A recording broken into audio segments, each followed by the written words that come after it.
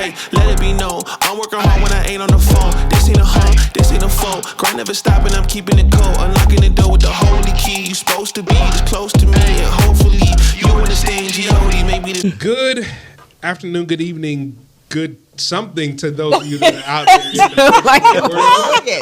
Welcome to the podcast of Unlearning Religion. Yeah, it's funny, you know, we trying to get this thing rolling, man. I don't even know what time of day It's morning with somebody. It is. It's morning at some point. It's whenever you listening to it, how about that? Good day. Right, we got the crew here today, minus one. Minus one. Pastor Q is not going to be with us, but hey, we still got the rest of the crew here. Yeah. Hey, say what's up, everybody. Hey, what's going on? What's up? What's happening? All right. That was so on it. What's happening? Old school. Look, No way speaking you of from. old school, me and Chris was kind of having a discussion. I want to throw this out here real quick, right? So we were talking about some music yesterday, and we was riding, listening to some old school music, right? Which group is better, Drew Hill or Jodeci? I feel like Drew Hill did more singing. Drew Hill did do more singing. We were listening to some of them songs yesterday. I was like, man, Drew Hill has some bangers, man. They have some bangers. But Jodeci, I felt like Jodeci more so had that like bad boy type feel with him to where, you know, it was like, Yeah. you know what I'm saying? Like that's the way I was feeling though. But They just be you know. having too much for me. I can't take it. Drew Hill and Cisco. That's more bad. I mean, you can't get more bad boy than that. I don't know. Cisco, Baby hair. Man, With the blonde hair. Yeah, you know. And the dragon. like a drug. It was dumb. It was like a truck. That's like what? Yeah. What? No, get out baby of movie. No, I can't go with Cisco. Ain't had no bad boy to me at all. None. Cisco was just a little dude that I just saw always hopping around on the stage. But I don't know. I was like, man, because both of them had some string hits, man. So I know we sometimes kind of like to put one over the other, but both of them groups had some hits. I mean, recently, Drew Hill had showed out. On like the BET, was that the BET Awards or I think something it like was that? one of Oh them. man, Yeah. they showed out for real. It was like 30 of them though. Yeah. I was trying to figure that out. But the two that held it down, Big Boy. Yeah, And, what's his name? Is his name Jazz? Cisco and Jazz, yeah, Yeah, Cisco and I Jazz. don't even know their name. All right. It's Cisco, Jazz, and then I think Nokia was the one that had got saved and left the group, right? And then Nigga, how you gonna get saved and leave the group? I mean, that how they used to gotta do do back in the day, though. Like, think about it. Think about all the artists. Think about all the artists that left music because of they getting saved. You had Nokia, right? You had Dave Hollister. It's secular music. Showing up there. Dave Hollister was. I was talking to Chris about that the other day. Dave Hollister was about to be on some real, like high level. Maybe he was pre-Tank, if you will. Yeah. The path that Tank took is, but Dave Hollister, you know, I guess he linked up with Hezekiah Walker, and then it was just a whole nother story. Mace left the game He ain't completely. leave nothing. I was about to He say, ain't I leave thought Mace was nothing. still in the mix. He's still in the mix. Stepped away. He did a Jordan. Stepped away for a couple of years and came on back. No. Yeah, but he hadn't really been like. I'm waiting for somebody to be like, yeah, nigga, I'm saved, but I'm still. Yeah, nigga. You know what I'm saying? I'm saying like But I'm still like, you. No, but you know what I'm saying? Yeah, I just yeah. waited for somebody to just be like, yeah, like I'm saved, but still like, it don't mean that I'm not me. Yeah. I think that'll have to come with growth. Like, Yeah. I better been saved already. yeah. And then, cause that only happens with the freedom. Because the first time, majority of the time, most people get saved, I'm going to instantly meet my friend named Religion. Yeah. And then I'm going to change everything about me. I'm going Yeah. to change the way I dress, Yeah. my songs. Kanye, for example. Yeah. Nigga, Yeah. with albums was trash. I don't care what none of album. the albums was liked them. trash. It was not. I ain't Was it I King, don't, whatever I don't it is? think they King, were. I beg to differ. It was good. I liked it. It was Right, better. Tony? I liked it. Was it better than College Dropout? I mean, it's not about whether it was better than a previous album or not, it was still It was- good. yeah. It was Don't just get better. you gotta accept whatever they put out, and I accept it. It was good. Oh, because you saved. That's why. Even though- It was trash, Even if man. I wasn't saved, it was like, this is good. That's what happened I every like time in this. gospel. We always, oh man, he came out with something. Oh man, I know it's the best thing. No, it was still trash, bro. I will It was admit still though, trash. it sound was it Jesus King, the first one? Yeah. It did sound rushed.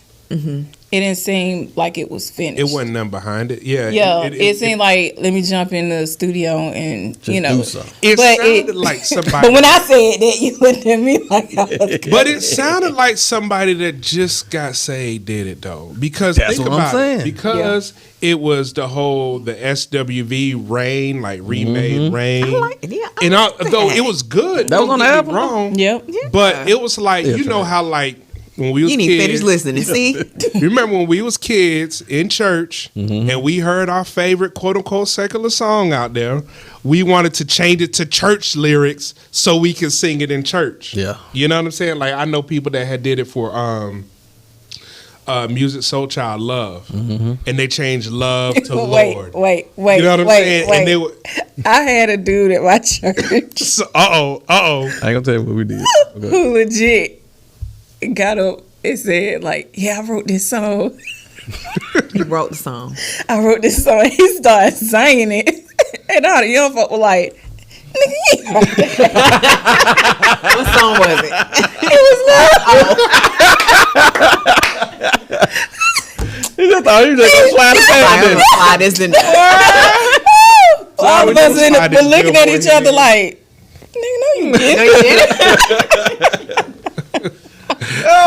oh man. Because you did it with what was it? Even though it was still a hit song, but Salt and Pepper or Salt or Stump. Yeah. Oh yeah, yeah. Salt verse was really trash. You know what I'm saying? It was trash. Stump just so happened to been a hit. But if you go back and listen, go back. I gotta go back and It's listen trash. to it. I don't know. It's trash. Yeah, it was trash. It was I trash. think a lot trash. But that Yeah. Nicki Minaj's verse on Toss of Cars. Trash. I don't remember. when her. artists try to make a Christian verse, That's what I'm saying. that's where it's because you're not being yourself now. You're stepping outside of yourself, and you need to be yourself. That's why folks like I got a lot of respect for folks like Andy Mineo. Andy dropped some bars, Yeah. and I just be like, yo, this cat. Him and Wordplay, even Lecrae, like they drop some serious bars. But a lot of these folk, man, it is the whole remember gospel gangsters and BBJ. Remember BBJ used to say his name like 5 times in every song. I used to be like, who? Why? For what? You know what I'm saying? Yeah. Like, we know your name is BBJ, bro. Like, come on, man. Like say something. But it was always. It felt like it was something that was forced. That ain't even the topic. I know we going down there. It felt like something. But back to the one first. A lot of y'all gospel artists is trash. No, Say they what I not. said. But how can you make that argument when they really cultivate some of your famous secular artists? Cultivated who? I'm saying though, no, for real. So okay, you say Ty Tribbett. We talked about it, bro. Ty. Ty? Dope. I like Ty. Okay. They help write some secular hits. Fred Hammond, Who Fred wrote for? not wrote for, I'm done. Come on. but influence. So you can't say they're trash. They just playing the game like everybody else. They know they can't really just. The GOAT didn't have to do anything. Who was the GOAT? Y'all know who the GOAT Israel. is. You know it. Man, he Hey, man. sampled all up in it, all up in live All from I'm South saying. Africa. Who? Sample who? He ain't sample nobody. Let me go back. Sample to the this Lord. too. South Africa? I'm listening. Did you say sample the Lord? Not the Lord. Go ahead, Rob. What we talking about today, man? Man, yeah. All right, Leave when Star Trek. today's topic is faith shaming, right? And so we're going to get into that real quick. But what I want to do is I want to throw something out here that I just came up with. And I call it 5 words, but it's not 5 of us here. It's only 4 of us here. But what I want to do is I want to throw one word out there for each of you to give me your thought about that word, your God's honest truth about that word. And you could take, 30 seconds or a couple minutes to do that, right? So with that said, do y'all get it? Y'all get the concept? I think so. All right, What's the word? Well, I'm about to throw it to Oh. you. You don't know it until I say it, okay? So, who first? Let's go with Jarvis. You know what? Yeah, let's Since go you got with that since you got that bishop hat on. Let's today. let's go with Jarvis. Jarvis, I'm gonna throw this word out to you. Let me know how you feel when you hear this word, woke. Man, I'm gonna tell you what literally popped in my head was a dashiki. That sound like the first thing that popped in my head. Okay, that was the first thing. It's still there on the third. Okay, woke. Just being aware of something. Isn't that Webster's definition? That's I'm like gonna ride with it. Okay, so you I'm decided to gonna give ride us with a it, but it was a definition. That's cool. dashiki. That was the first thing that popped in my head. That's cool. Okay, so you come with that. I just think, I guess for me when I think about that, it's like y'all recognize the word woke has been stolen and turned into something different now than when we used to hear about woke like 5 years ago. Y'all How realize so? that? No. I don't know. I ain't used the word woke too often. Like. I think that's chic too. A little bit. Well, whenever you turn on Fox News and you start hearing woke, it's not the same context that we was using woke about 5 years ago. They be trying to be shady. I just They leave use it it. there. All right, next one. Next one. I'm going to throw this out there. Now, these are controversial topics. I'm randomly throwing stuff out there. Okay. So, Tony, I'm coming to you. P-Valley. Booty.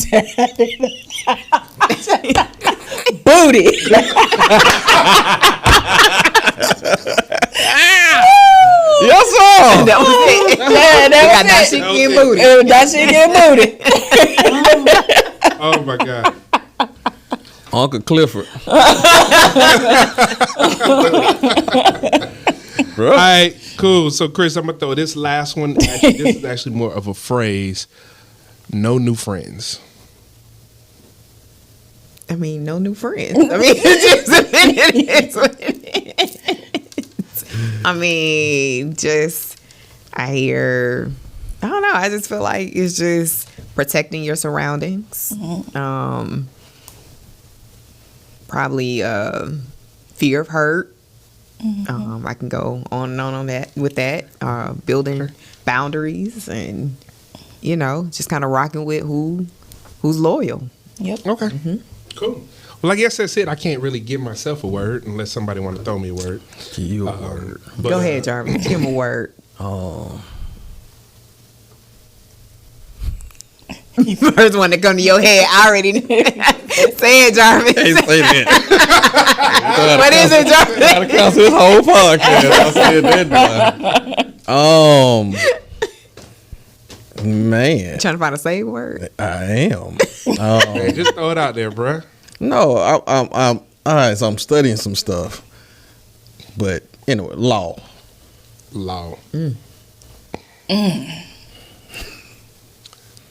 Something that people hide behind to influence behavior. Okay. That's I it. like That that. was a good one. I like that.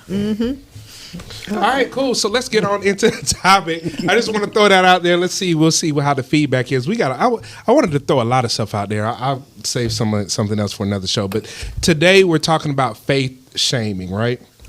Okay. Faith shaming is, for those of you all that don't know, you ain't spent a day in church or you don't know what we talking about. You might have been in church your whole life and you still trying to figure out what faith shaming is. And correct me, or y'all can add to this definition if you want to. But faith shaming is saying that somebody, maybe they're believing God for something. They could be believing God for a new house. They could be believing God for a car or for a job or something like that. And they've been doing it for a while, and they really have legitimately come to somebody in confidence and say, hey, like, listen, I've been believing God for this thing for 3 months. It still ain't happened. And the response is, you don't have enough faith. Mm-hmm. Yes, sir. I'm throwing that out there to everybody on the crew. What goes through your mind? Have you had a situation? Number one, let's see. Has anybody had a situation where they have been faith shamed before? What were your initial thoughts about that? Did you want to kick somebody in the throat? You know what I'm saying? Or did you really take it in and really like internally think that you weren't good enough? And what do you think the real issue was looking back? All right.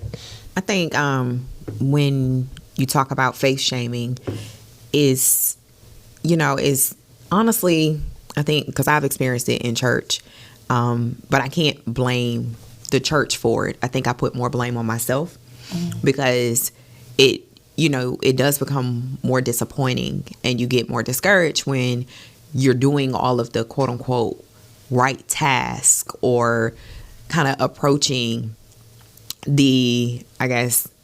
what you learn about faith and how to obtain certain things when you're saying, okay, I'm doing this correctly. I've checked off all of the boxes, but yet I still didn't see the manifestation. I still didn't see, the fruit of what I was doing. And you become discouraged. You become disappointed. And you get to a place where you're honestly just kind of like, I'm not going to honestly trust God for anything else because you fear disappointment. And then you kind of feel like you're setting yourself up for failed expectations. Like, why am I going to continue setting myself up for something that's not going to work?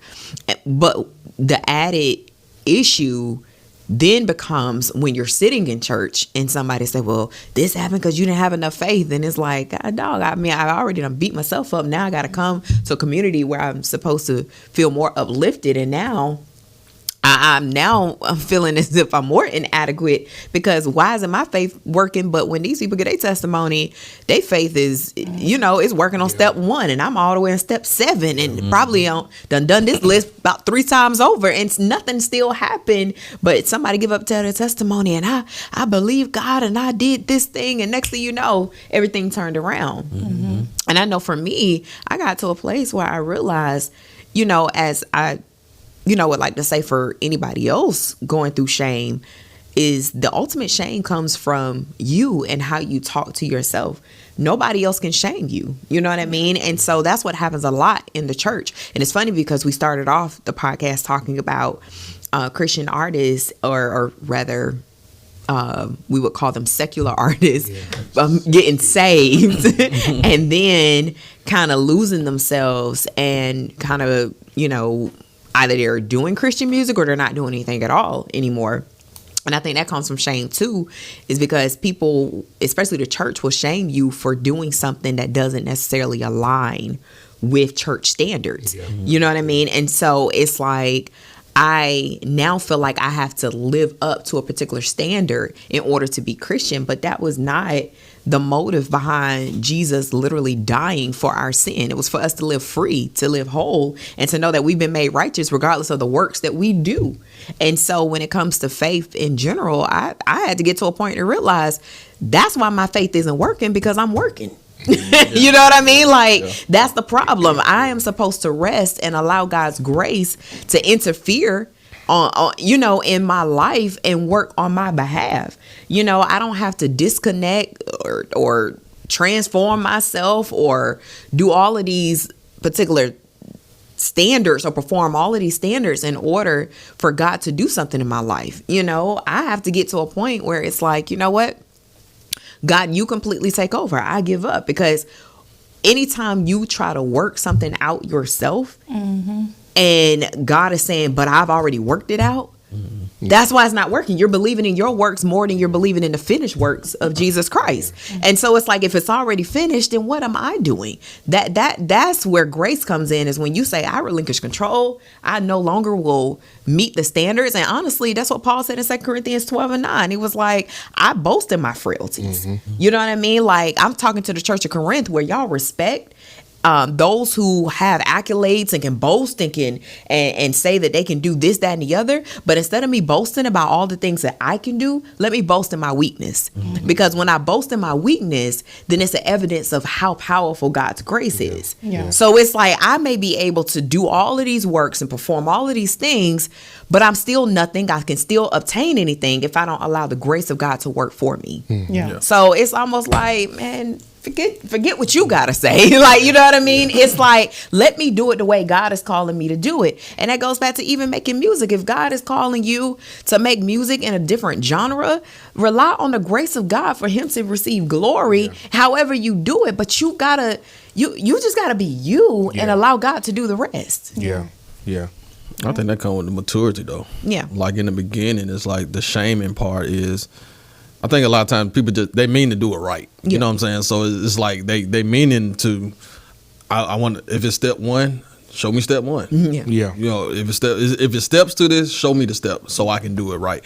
And that's mainly because the world we live in is, you do it this way, you go to school, you go to college, you know, it's steps to how you get to this next level. And to a degree, throughout, I would say, my understanding of faith,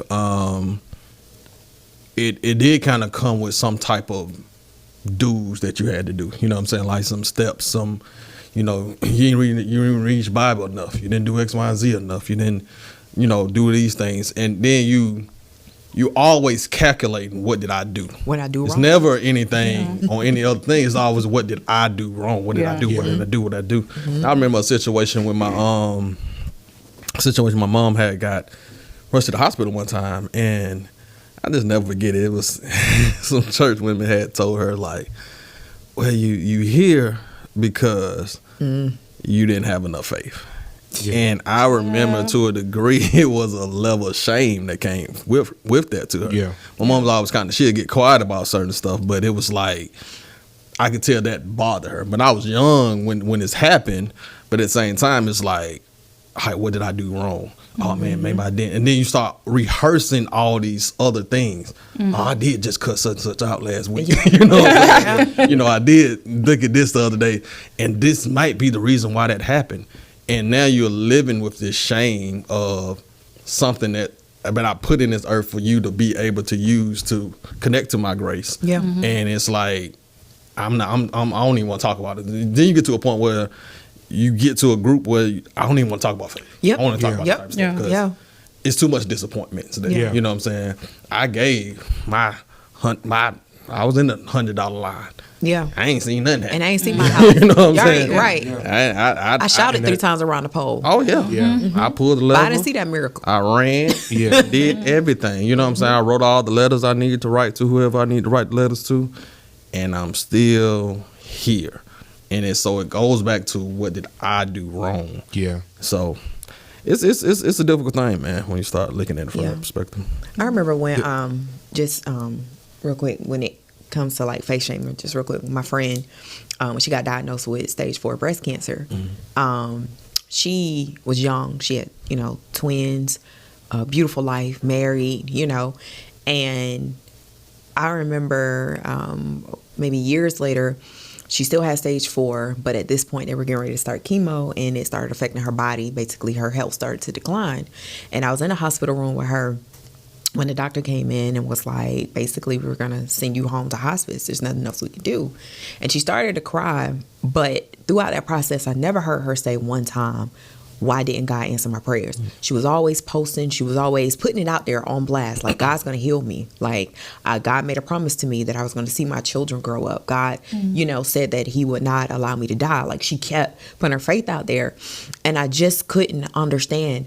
You put your faith out there, and not one time did you complain that your faith's not working right at the moments the doctor say, this is it. And literally her response was she started to cry, and her mom was in the room and was like, don't worry, we're going to take care of everything. And she said, give me your phone. And she started to, she asked me for my phone. She was like, just cut on some worship music. And she just began to praise God right there. And she just kept just speaking life all the way to the point where I would go sit with her on Mondays at her house while she was in hospice.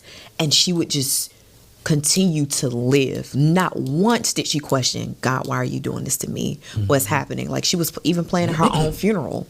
And I'm just sitting there like, my own questioning, like, okay, God, you done made all these promises. Why is it not working?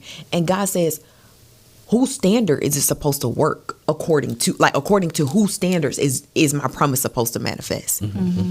Is it because it's not happening the way that you expected it to happen? Is it not working the way that you kind of envisioned it?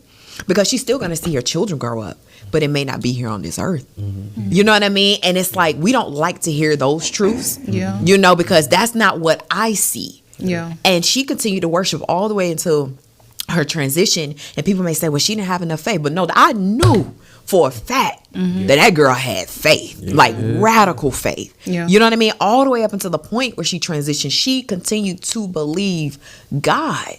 But it's like, man, is it that we feeling our faith isn't working because it's not according to our perspective or the way that we envisioned it? I believe it's, what is it? What scripture is that? Is it 2 Corinthians? I can't remember exactly the scripture. But when it says God would do exceeding abundantly above what we ask or think. And in some particular verses, it says that God will outdo our prayer requests.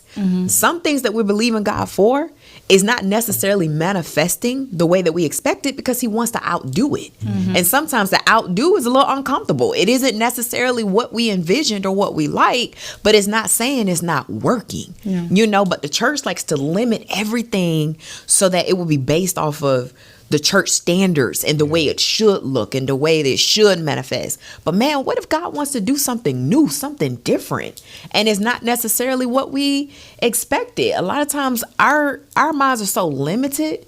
We look at, honestly, death as a bad thing, but I believe the Bible was like, death, where's your sting? Where's your sorrow? Like, we transition, but we got to get out of that limited way of thinking. Yeah, I think that's a good point. Because when you were talking about that, I was thinking about like recently, like what's been going on with John Gray and how John Gray was in the hospital and all that. And people were jumping out there saying he don't have faith or it's his sin and that's why he in the hospital. I'm sitting here like, really? So the fact that we can quote unquote see his sin, whatever that may be, but because he's in the spotlight, he's on the pedestal, we can more easily see certain things or not even really see it. We see what somebody tweet about it. We see what somebody put on Instagram or on Facebook about it. We don't know the intricacies of anybody's situation, but because he's more prevalent or more out there, then all we can say, oh, you see, that's what sin gets you, blah, blah, blah. You know what I'm saying? These are the things that frustrate me because it's easy for us to faith shame people as, number one, it's a sense of entitlement, saying that I'm better than this person. Like, I don't have this person's platform.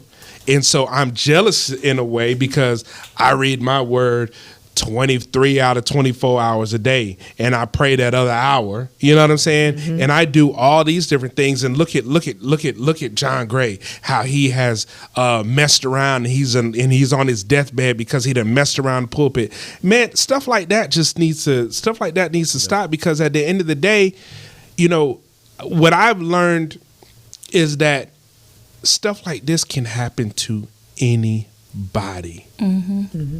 Anybody. We can't say that anybody can escape the effects of cancer, the effects of a car accident, the effects of embolism with John. Nobody can escape those types of things. And for us to be able to say, well, because this person is living this type of way, they didn't have enough faith. Man, to me, that's a cop-out. Because you really don't know the answer. Why don't you just say you don't know? And why don't you just say, well, we're going to pray for this person? That's really uncomfortable. I think saints have a hard time just accepting some stuff you're not going to understand. You just and don't it's know. okay to be like, you know what? I don't know. Like, why did God heal this person, but And then, God didn't heal this person? But both of them had faith. Yeah. You can't answer that, you know? But I think it comes in the teaching, though. Like, some of it comes from how it was taught. That's true. I agree. It can come off like, well, I would say in some teachings I have heard comes off really like it God should is like happen a all the father that's time. waiting on you He looking for an opportunity to pop your butt and get you back in line. That too. That's how That's it the way. comes Yeah. off. I You know get what I'm that. saying?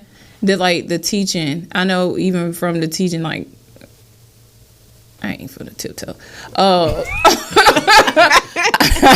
Be honest. Try my best. I grew up with, like, yeah, it's like, because I had to catch myself when I heard that story about John Gray. It was like, well, you know, and I said, you know what, Lord, like, forgive me. Like, how many different things I got caught up in, you know what I'm saying? And you could have just took my life right then and there, you know what I'm saying? And so I really had to catch myself, because it's like, well, no, that's just life. Like, life happens, you know what I'm saying? And so it's not because this person lived a blameless life or this person was so bad. Some of this stuff just absolutely does not make sense. And it is not up to me to come up and write no narrative and say that thus said the Lord, this is why this is happening to you. That's not my place. That ain't nobody place. Yeah. You know. But I think that's what I'm saying. Like, when sometimes the teachers can come off as if you supposed you. And I agree with it to a degree. But I'm as we are unlearning the religion side of how my ears may have heard it. I'm not gonna say they completely wrong. I may have heard it wrong as well. So some stuff comes off as if faith take care of all of that anyway. You know what I'm saying? So when I give my testimony about how I stood in faith and God healed me, why would it not? Why would I not hear, you know what I'm saying? Or you got blessed with the new house or the new, you know, some money or whatever the case may be. Well, you got it by faith. I'm going to do it. You get what I'm saying? Like that's the standard. I'm going to say this. I think, because when I hear faith shaming, I think of it two different ways. So you got you don't have enough faith within, like, the body, right? And then on the other side, you have those unbelievers that like, oh, you know, oh, you a Christian, you know. I hear that, you know, two sides. But I think when it comes to that, the faith shaming within the body is more of how it looks. Like, if you don't get healed, then it make us look bad. Am I making sense? Yeah. You know what I'm saying? Well, if you ain't got no $1 million house, then it make us all look like we broke. You know what I'm saying? And so it really has nothing to do with faith. It really has nothing to do with you drawing closer to Jesus. Living a life of faith, depending on God for, you know, your every need. But it's more so of the package of how it looks. I'm faith. I'm blessed and highly favored. You know what I'm saying? And it jacks people up. So when you see people get a testimony, you know, well, I did the same thing. I gave the same money. I was at the church when the doors opened too, you know. Then it's like you put that unnecessary pressure on yourself to perform. Right. It really ain't got nothing to do with God. If we get down to the root of it, What's your motive? It's the motive of what people gonna say when I lose my job. What people gonna say when I get a divorce. And I know because I'm telling you, like, me and my husband, we went through our season where we weren't seeing eye to eye. You know what I'm saying? We weren't under the same roof, you know. So I had to sit down. I was like, and I don't know, God just had to check me. I was like, man, I'm married, and, you know, I do everything right, and I'm doing it the way I'm supposed to be doing, and all this. God was like, look at all that pride. you know what I'm saying? Like, I'm self-righteousness. You know, and it's like my mind. I had to come to faith. No, you don't want to take no L's. If this don't work out, you don't want to take no L's. You know what I'm saying? And so it really ain't got nothing to do with, you know, you ain't got enough faith. It's like, nah, you making us look bad. You making the same look bad. And it's so much because, you know, you have that, right? And so you have. Oh, let me throw this out there. Can you fail in your faith? What you mean? Scripturally, I'm gonna say yeah.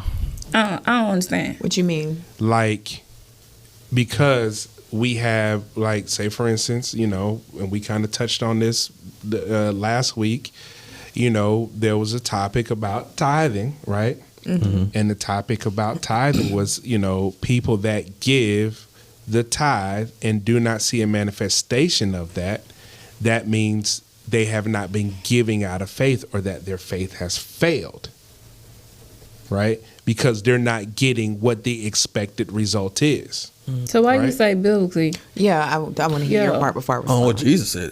I mean, that what the man said. I ain't said. He Well, said. He well, said. explain. Now, I mean, I'm just using that for example. But he did say to Peter, "I pray that your faith don't fail." Yeah. You know what I'm saying? Like now, that was one of the first things when I was in. Anyway, when you start hearing and learning about faith, you hear that and it's like, okay, I can fail. You know. Is And that again, fail like Your faith stop fails. believing? Like That's what I was about to say. wavering. I think that's what that means. it may be. I'm just Yeah. saying at the time, again, that's how I may have heard it a certain way. Or you, so that's why you I'm not, thinking I'm not like blaming it on- believing and it don't come through. That type of fail, or Probably. Well, in the context of what Jesus was saying it, though, he did say it to Peter, and he was like, Satan desires to sift you as wheat, blah blah blah blah blah. But my prayer for you is that your faith fails you not. What does that mean? Basically, I think when it comes to faith, I believe there are like two dynamics. A lot of times when we hear faith, we're thinking more of something you put out there, kind of an expectation to get something. That makes sense. But the ultimate definition of faith is believe. You know what I mean? yeah, And so when he say, I pray your faith fail you not, it's your belief in me. Because if the enemy's out to sift you, it's easy to be kind of shifted up or completely persuaded by the enemy that it alters your belief Yeah. in Jesus as a whole. Yeah. And so a lot of times we just kind of confine faith to, I believe enough to get that car. I believe enough Exactly. to get that house. I believe enough to get that healing. But ultimately, faith is believing in Jesus. yeah. Okay. We are saved by grace through faith. Right. So in order to receive grace, we have to have the faith to believe in Jesus. It says, what, John 3:16, the famous scripture. Yeah. You know what I mean? So for God so loved the world that whosoever what? Believes. So it's your belief. So ultimately it's your belief that gives you access to the grace of God, which is your sufficient what? Supply. Yeah. And you can be okay with that however it goes. Wherever the Right. pieces fall, because yeah. my faith is in Jesus. Right. So, So so do I believe your faith can fail? I think it's from a perspective of your lack of belief in Jesus. But I think a lot of people say, man, my faith failed because I didn't get healed. No. Do you still have a relationship with Jesus? Your faith has not failed you. Because as long as you still have a connection and an authentic relationship with Jesus, there's still progression. So let's stay there for a second. Let's stay there. Yeah. Go ahead. No, go ahead. Go ahead. I was saying, let's stay there for a second. Now, you saying your faith in Jesus. So when it comes now, can there be a faith failure? Meaning, do I believe that to a degree? Yes, because some stuff may be actual. It might be something with your faith for real. You know what I'm saying? So what I mean by that is, it may be I quit believing in Christ or whatever, because whatever, I might start looking at my circumstances, may start looking at whatever the case may be, and all of a sudden, man, this stuff don't work. Man, this ain't real. And I just threw it all away. So is that a faith failure? To a degree, yeah. So when I look at that, could that be an issue? I'm not saying it's every single time, every single person that ever have something happen in their life is with those type of situations. I am saying I'm not gonna take it off table and say that it can't be, if that makes sense. You know what I'm saying? What you about to do? Yeah. Now, I mean, because we can go so many different ways, because I definitely feel like Chris was saying, right?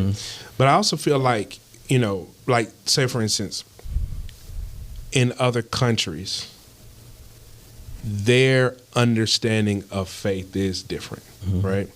You hear the countless stories of the person who didn't have no money whatsoever and is believing God for food, and then food randomly shows up on their doorstep for like 5 days in a row. You don't hear about that here. You hear about a lot of that stuff overseas. And from what somebody told me, I think she was a Nigerian. She said, you Americans have faith wrong. She said, we just have faith. Right. you guys put levels of faith.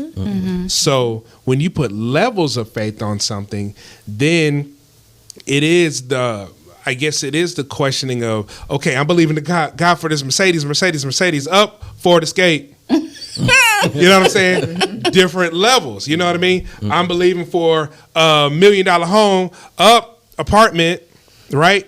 And so we then say someone didn't have enough faith because they didn't get the Mercedes or the home, right?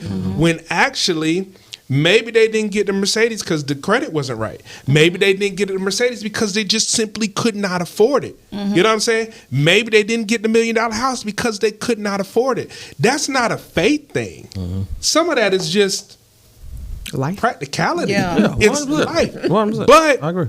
the picture is painted. And then folk don't be keeping it 100 anyway. When they be talking about, oh, God bless me with this and that and that. Tell all the details. So we're aspiring The whole- to be and have Tell stuff the whole that the story. people who got it can't even have keep it up. You know? Yeah. Yeah, But God bless you with this Mercedes with a 30% interest rate. Yeah. Yeah, but tell the whole story. Tell the But whole back to Jarvis' point, I think that's what bothers me is, and you made a good point because you was like, overseas in other countries they reverence faith as this, but then over here it's almost like we itemize it, and we do, and that becomes the problem. And my thing is, faith is faith, is believing in God. It is your dependency on God. And I think we take it and we make it like this genie in a bottle situation. I got 3 wishes. 1 wish, get this car. 2 wish, get this house. 3rd wish, somebody's sick. Let me go ahead and let me switch out this wish and go ahead and pray for somebody healing. You know what I mean? Like, we make it a thing. Yeah. But like, literally, faith is our true believers in God. Like, if we go to Hebrews 11, it says, and we know faith is the confidence. We know Hebrews 11:1, but we quote this scripture all the time. But without faith, it is impossible to please him. And we stop there. Oh man, if I ain't got no faith, and now my faith done failed, and now I can't please God. No, the scripture goes on to say, for he that comes to God must believe that he is first, comma. I'm an English teacher now. Right? It stops right there. He is comma, pause. And that he is a rewarder of them that diligently seek him. He is God. Yeah. That is your faith. You believe that first. He is God, comma. Oh yeah. And he is a rewarder of those who diligently seek him. But first, you must believe that I am. You know what I mean? Like, I am God. Not that I am the God that's going to give you your car, or I am the God that's going to give you your house. Yeah. I am God. And I'm a rewarder of those who what? Diligently seek me. Not just seek me for things, doggone it, but who diligently seek me. Yeah. So do I believe your faith can fail? It's not just necessarily that your faith, like that who God is in your life can fail. It is your belief in him can fail, because you can sometimes kind of get shifted and caught up in the contradictions to his word or to who he is in your life, and you become distracted. Yes, that fails, but it's not that he fails. You know what I mean? And that's where the church kind of has altered its teaching for many believers, because people are not just saying they faith failed, but they feeling like God gave up on them. Yeah. Now I feel abandoned. Now I feel like God is not prospering me like he's prospering my neighbor. No, God did not fail you. So it's not saying that, oh man, I didn't have enough faith. No, you believe in God. You depend on God to provide your needs. You depend on God to supply and give you sufficiency through his grace. You just continue to believe God. And that's it. But we limit God just based off of what we need him to do for us in the timing that we need him to do it. No, it doesn't work that way. Let God be God. I like that because it's like, because even on the rest of that scripture you're talking about, it gives the Hall of the Hall of Fame of faith. Yeah, all it those talks who about believe that what Abraham happened. and all these and things. Enoch, But I even think about it from the standpoint of, one of your mentors, how she talked about how she and her husband, I think they had already started the church, and they would believe in God for like toilet believe God for the toilet paper. and they never like they would always run out of stuff, and they would believe God for toilet paper and all these different things. Fast forward, now they got planes, right? And so they had gotten to a situation where one of their planes, something had gone on with their engine and stuff like that. And so they were trying to figure out how they were going to get another plane. And she said that God said to them, believe me, just like you believe for the toilet paper. And lo and behold, within 2 weeks of her believing God, not for the plane, but that God would supply. We like to put a thing, you know what I'm saying, and put that thing in there and say God is going to do this.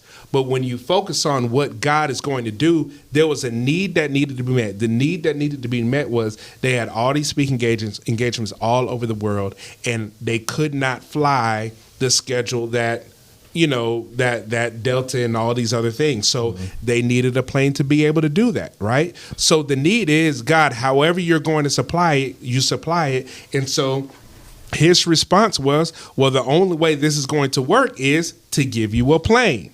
And so somebody called their ministry that they had no idea who this person was and said, God told me to give you my plane.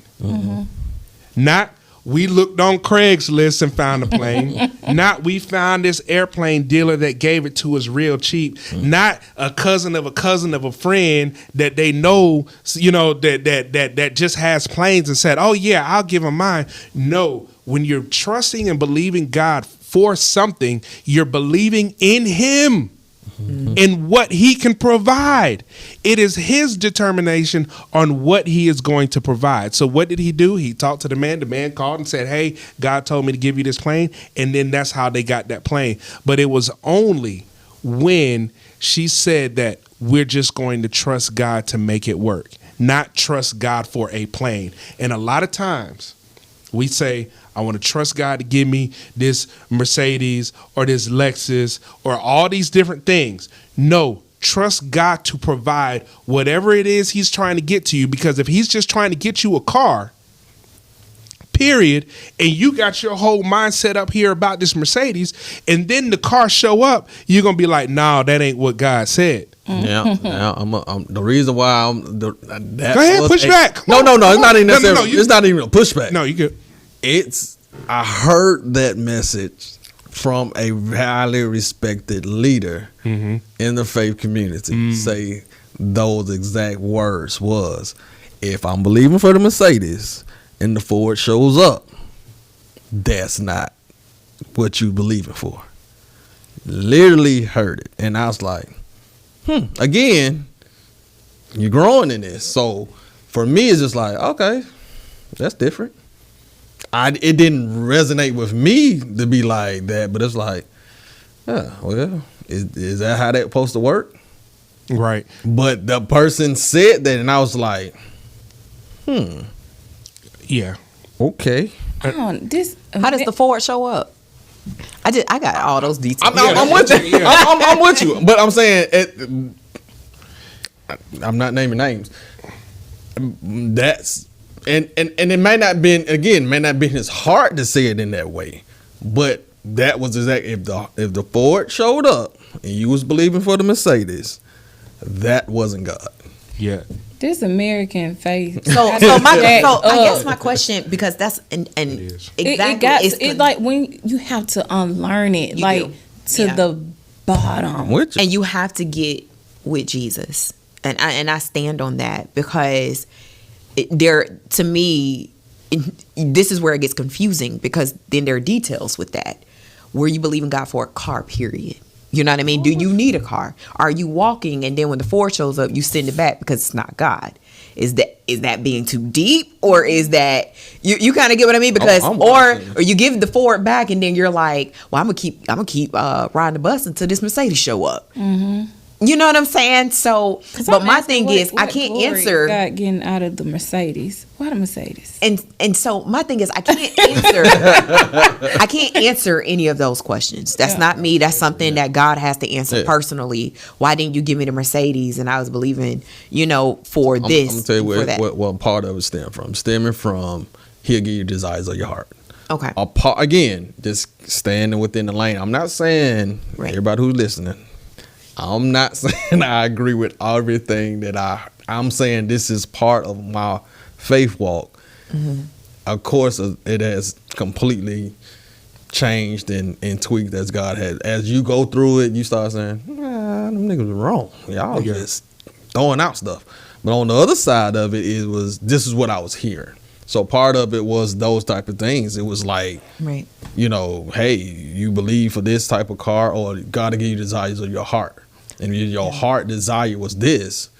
And it's like, all right, bro, where is all this coming from? The details. But going back to what you were saying, what you about to say about this American faith? No, it just had what prosperity looks like, what faith looks like. It's so commercial and so blingy and so in your face, and look what I got. I could post it on Instagram. You know what I'm saying? But then it's like that thin line, because I know personally I've been growing up with a single parent. You know, my mom raising us. God has always supplied. I saw God always supply our needs. So as an adult, I always prayed prayers that weren't big, if that makes sense. So it was like, it ain't all of that, but girl, you ain't never went hungry. You've always had 2 cars. You and your husband have been married 12 years. Most of that time has been off one income. Clothes on your back. It like everything has always ain't no lights being turned off on you. Like God has supplied every single one of your needs, but then it's like that. Where do you go from praying from a place of just enough Gratitude. Now, this You is know why what I I'm say saying? there's levels. This is what I mean by the levels. So it's like I don't even, but then I think it's rooted in me being disappointed in my regular life. Going back to that. You know what I'm saying? So it's like, well, God, as long as I know you gonna supply all my needs, I'm not gonna ask. And maybe that's some inner child stuff, like, you know. But what's that line? So you pray for the Mercedes? No, I'm saying I 100% agree that exactly what Chris was, what you were saying, Chris, about it's 100% trusting God. At the end of the day, I'm trusting you with whatever it is. That is because right. what a lot of times is you start hearing this type of talk faith over here, where we talk about Mercedes and we talk about the big house, we talk about the X, Y, and Z. I'm not saying it's wrong, but I am saying you act like God is not in the WIC, in the food stamps. You get what I'm saying? Because that's where you can honestly, truly believe at. I may truly, honestly be able to believe God at that level. And sometimes that's where the start may be. But sometimes the faith shaming happens when, bro, I could barely keep food on my table. So the WIC and the food stamp came through. Or I know World Changers does it a lot with the stop by and can pick up some food or whatever. I think one other church I work with, believers, they do a drive-through prayer and grocery giveaway. Yeah. Some people need that, and that's where my faith may be at. You get what I'm saying? Yeah. But the shaming happens when Is that ain't- not? I feel that like ain't it's not just enough. God. You Yeah. need to get out of that. Yeah. No, that's where I am. That's where God has supplied. Yeah. And as I grow in my faith, He is I my may manna. get to this next point. He's my manna. Exactly. Like, and it's like I may not be at a place right now where I'm even thinking about a Mercedes. Yeah. I'm just thankful that I have a car. Yeah. You know what I mean? Because I remember when I used to walk, and glory be to God that I no longer have to walk, but I have a car. Sometimes that's just not where people are, and that's the shaming part, is when you're forcing people out of their position in order to quote unquote level up, but where they are is where God has positioned them. It's enough. You know what I mean? It's crazy when you mentioned my mentor, and I remember hearing that story over and over again. And I remember, being with them, and it's like you're exposed to all of this stuff, and you're like, oh Lord, I need to get my faith up. That you start shaming yourself, like, oh, you got that debt free, Lord Jesus, let me get myself together. And I remember, getting honestly down, and feeling discouraged, like, man, I'm around this, and I just feel like I'm struggling in comparison to this. And I remember God said, as far as your eyes can see, just like he said, Abraham, he said, you can possess it too. And I just was like, but God, I hadn't even thought about that. And God said, because you haven't depended on me. And it wasn't about depending on God to get a plane, because I don't need no plane right now. You know what I mean? But so it wasn't that. It was like he then began to honestly attack my perspective when it comes to what it means to depend. You know what I mean? Period. Yeah. And that was the thing. It was like, if I can be honest, and this just me talking, being transparent, I'll be like, oh yeah, I got faith, but I'm not going to sit here and lie and act like I ain't try to put in a lot of work in order to force things to happen, or have all this unbelief and worry and stress and anxiety and depression, but then be like, no, but I got faith. No, you don't. You ain't even resting. You worry. You can't sleep. You bothered. You're trying to figure it out. But then I'm like, no, I got faith. And God said, no, you're not depending on me. Yes, you're going to have those emotions. And yes, you may have anxiety. Yes, you may have depression. Yes, you're going to have fear. But dependency on me is that in the midst of those things, I won't allow them to take over. Yeah. I'm still going to continue to trust and move forward. I'm still going to continue to believe that this is what you promised. And so this is an example, even like with our house. For years we were renting and doing all these things. And I remember we went through evictions, and you're worried and you're saying, I got faith. God's going to give me a house and God's going to do this.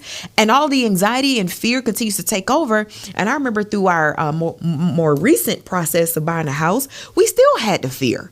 We still had the anxiety, but we continued to move forward by depending on God. God, I don't know how this is going to work out. The interest rates are increasing. The housing market is the prices are astronomical. How on earth are we going to get this? We're saying this, but that's where people say, oh, your faith is failing. No.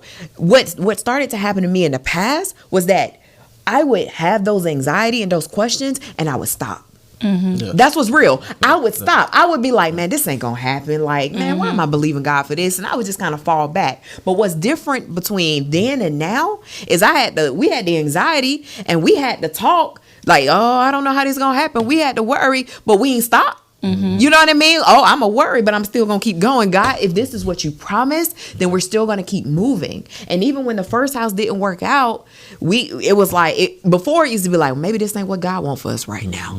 Y'all know how we do it. We try to convince ourselves and be like, maybe this ain't it. And we'll just wait until the numbers come down until we can afford it. No. Like, I'm scared. Listen, let me be real. I'm scared as hell, but I'm going to move forward. Like, I will not stop, and we decided, keep going. And then we, ended up purchasing a home where everybody comes see and they're like, man, this is nice. But in our minds, we would have never thought in a million years this would be the home that we purchased, especially for the price. But it was just, no matter how we felt, no matter what we said, and the church be like, y'all talking against your face and you ain't got enough faith. No, we got real emotions, but realistically, this is what depending on God looks like.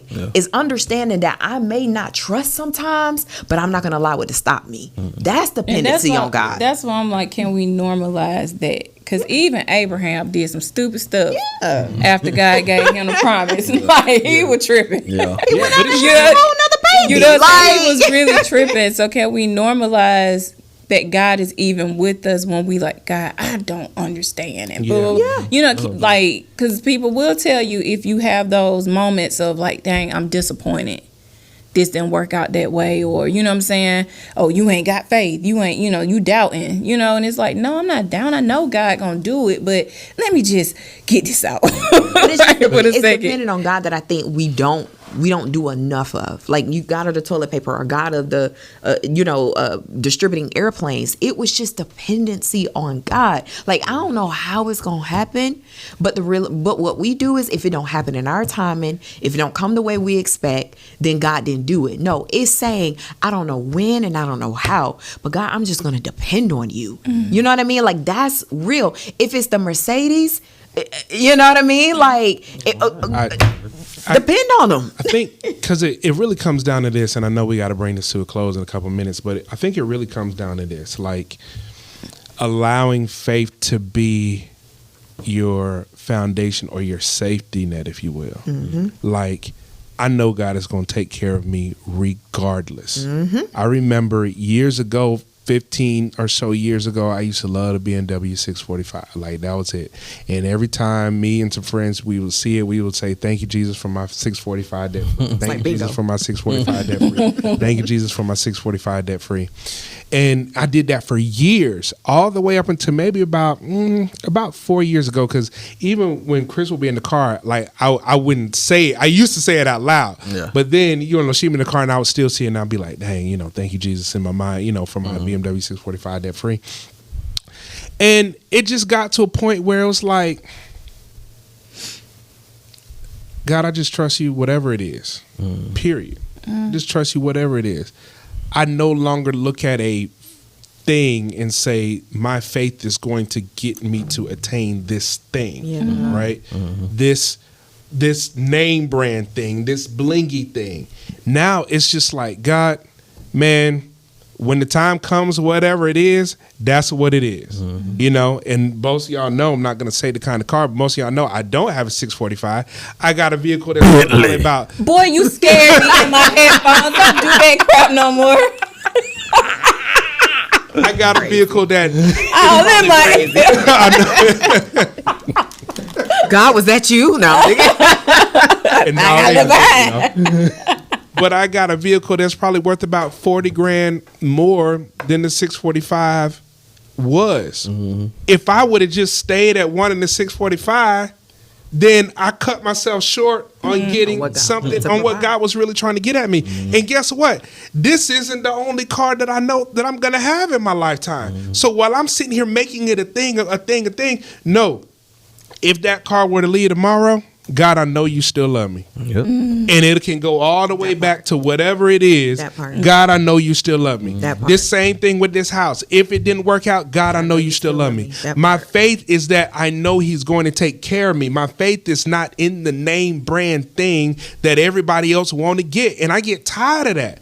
I really get tired of that because people really want to throw a name brand on something as if that thing, the way, my faith is higher. So I want the Birkin bag. Your faith is not big enough, so you just want the Gucci bag. Like, come on, man. Like, what is that? That don't even make no doggone sense. That's what you call it, American faith. That's American. That's what I'm saying. That's what Tony said. That's American faith. It's a Trump faith.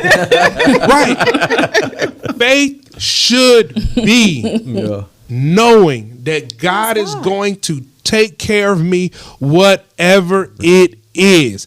God of the toilet paper. I need some toilet paper. God gonna give me toilet paper. We need a plane to get around the world to preach his gospel. God gonna give us a plane. And that should be it. But when we get into this place and start knocking people down that they're not achieving something because it's not the name brand thing, that's that faith shaming. So for those of you that don't know, there are going to be people that you're going to run into that are going to dog you out because they feel like you don't have enough faith because you're not getting this Mercedes. You don't have enough faith because you're not getting this particular job or this house. No, you got to trust and believe that your faith is in your trust and reliance on God, and that is it. God will supply your need. And guess what? Even with him giving you the desires of the heart, he's going to give you, just what I learned from my wife, is that the desires that are in your heart are the desires that he put into your heart in the first place. It ain't, God will give me the desires of my heart, so I'm going to make this list, and I'm going to get this, and I'm going to get that, and I'm going to get this. No, go to God and find out what his desires are for you to have, and you trust and believe God for those desires.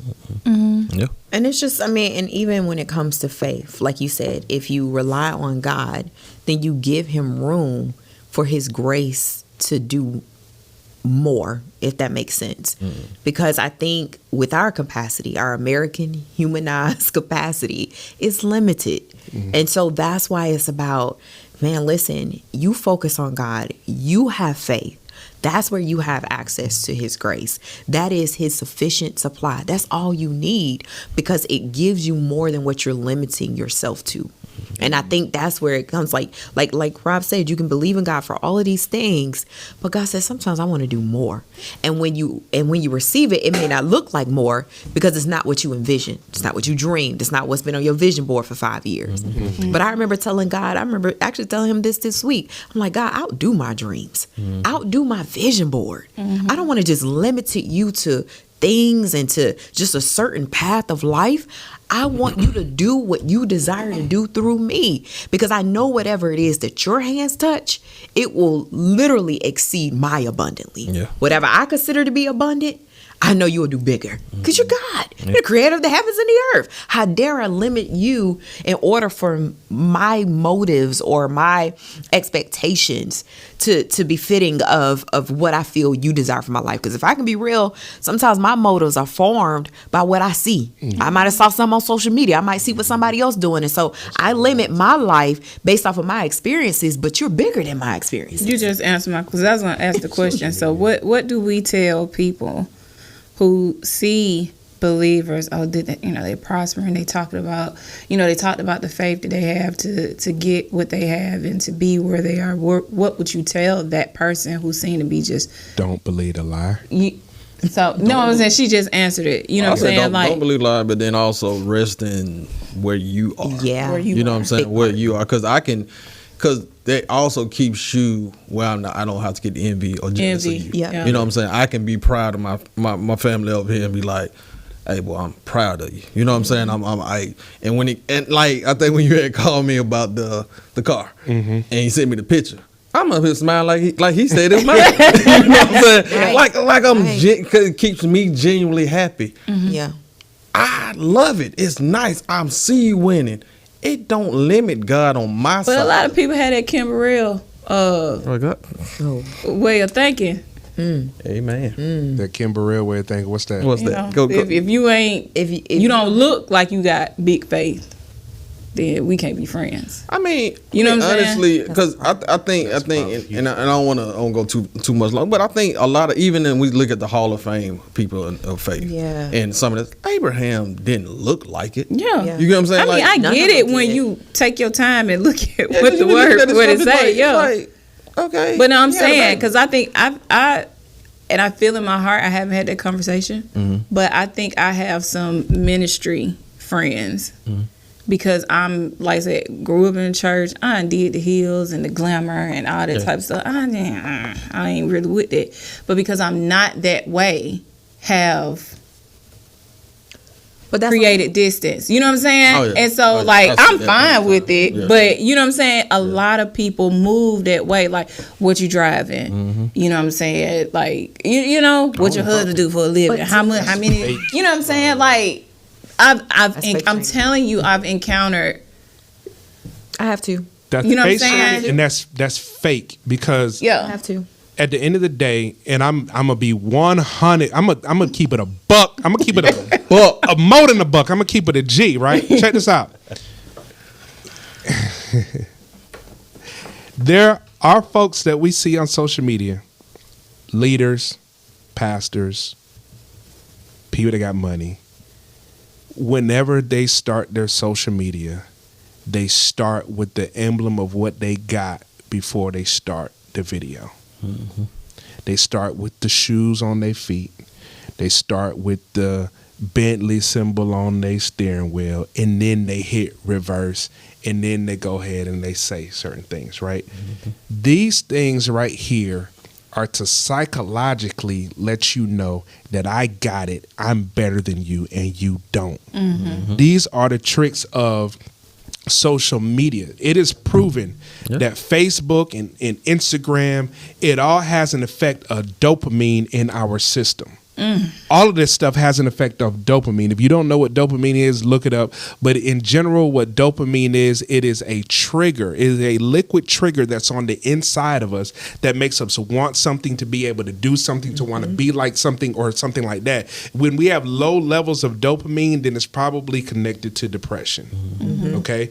So when we see these type of things, these people, they probably don't know. But when we see these type of things, and I'm going to step back and say real quick, yes, I have posted my car car on social media. 'Cause I thought it was It's not. So don't be sitting here trying to. That's what real. it They is. I didn't use Yeah, I this. did. Yeah, I did. But I just you so met my- now? I did, right? But I didn't turn around and say nothing about my faith and nothing like that. I'm happy about the car that I got. And I think that I can just be happy that I can show that my car can drive by itself. Yeah. I thought that was cool. I think other people should think that's cool too. But that's it, right?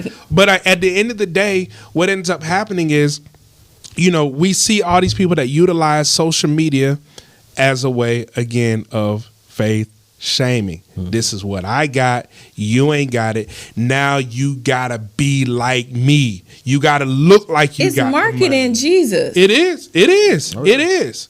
But when you look at It folk really like, is. Like, when you look at folk like and people was getting on TD Jakes the other day because TD Jakes was like the billionaire, you know, they shop at Target and people would be like, no, the billionaire wear a $400 shirt.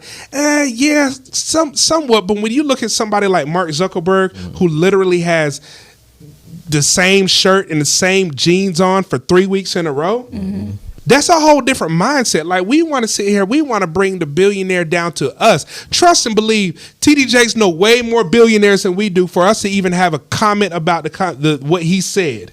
Because obviously he's been around enough billionaires to know that they don't care nothing about that stuff. They say that even the most millionaires actually have Toyota Camry and Ford F-150 in their garage. What I drive. While you sitting here trying to figure out Okay, millionaire. why you got, they got a Bentley. They must got a lot of money. No, Bentleys have notes. $1 million homes have notes. Yep. All these different things have notes, and they can actually be lost. So we can see this with a lot of stars that had a whole lot of money and they blew it just like that. You know what I'm saying? But I say, I know I'm going all in a circle and going on a little tangent, but I'm just trying to, I want people to understand, like, the stuff that you see on social media, literally, these people taking these trips, we comparing ourselves to these people taking trips because they going to Dubai, they going to Costa Rica, they going to Brazil, they going to Dubai girl. Argentina, they going to Bali, and all these different places, all within the span of like 6 months.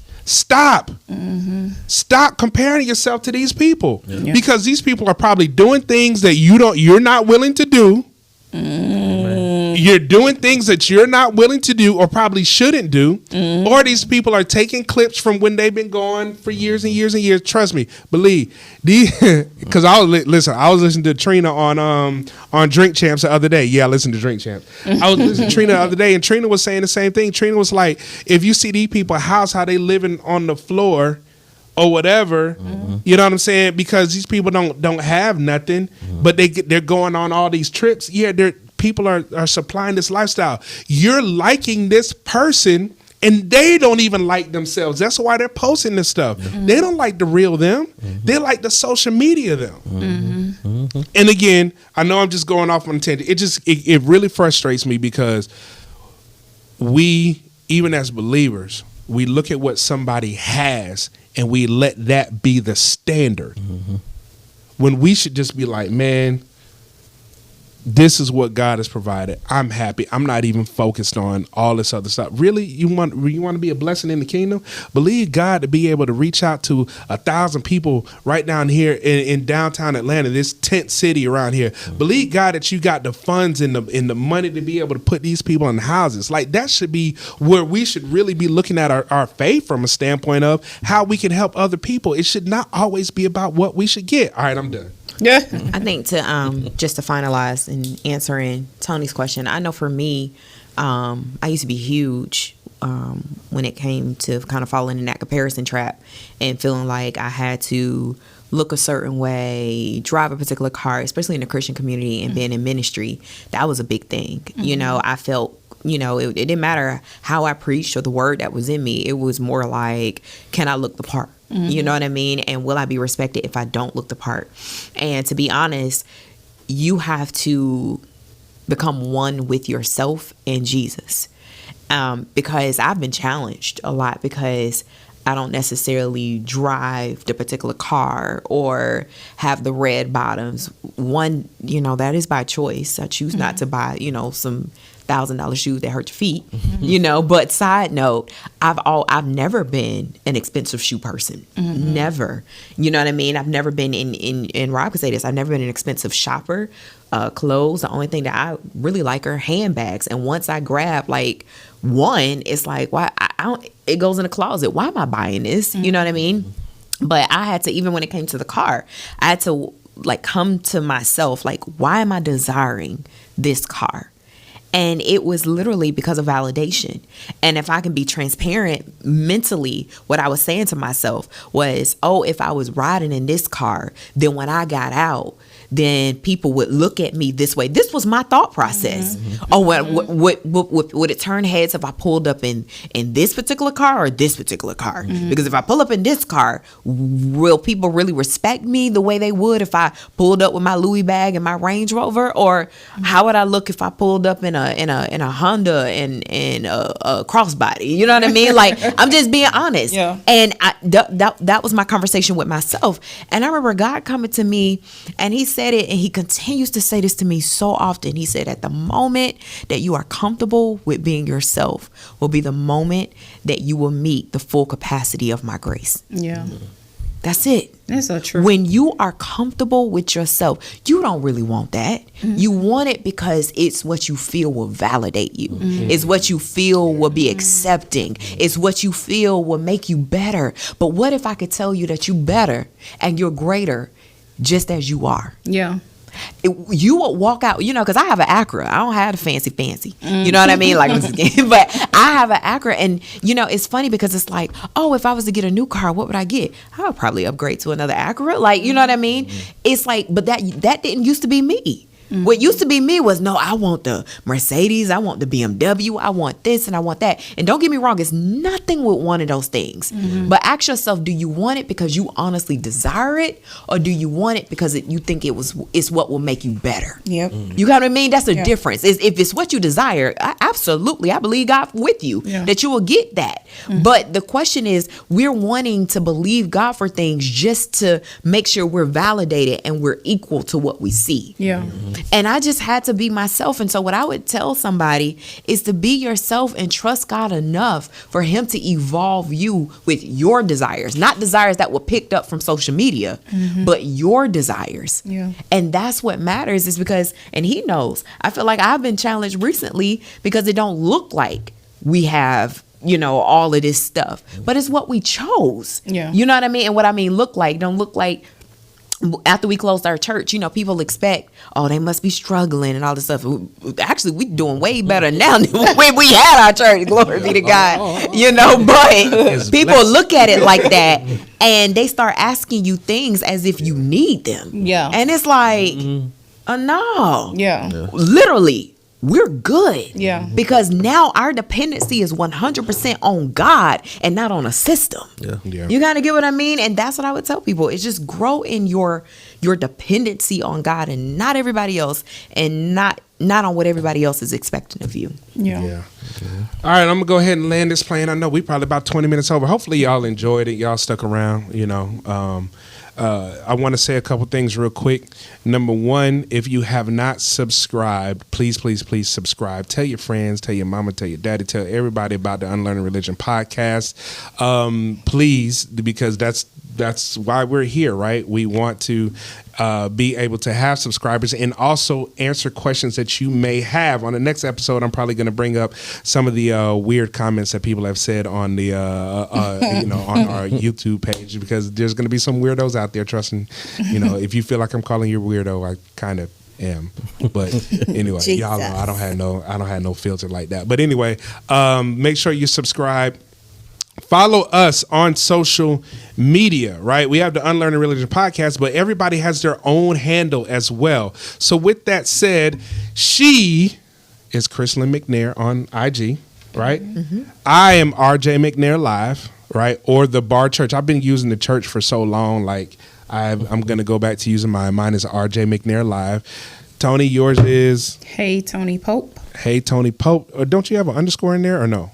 No, that's my That's private one. okay. My bad. Y'all do the public.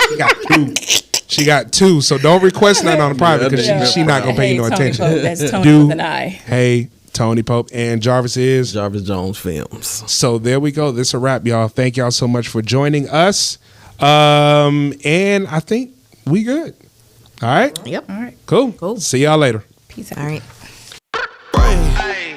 Ay, okay, let it be known. I'm working hard when I ain't on the phone. This ain't a this ain't a foe. Grind never stopping, I'm keeping it cold. Unlocking the door with the holy key. You supposed to be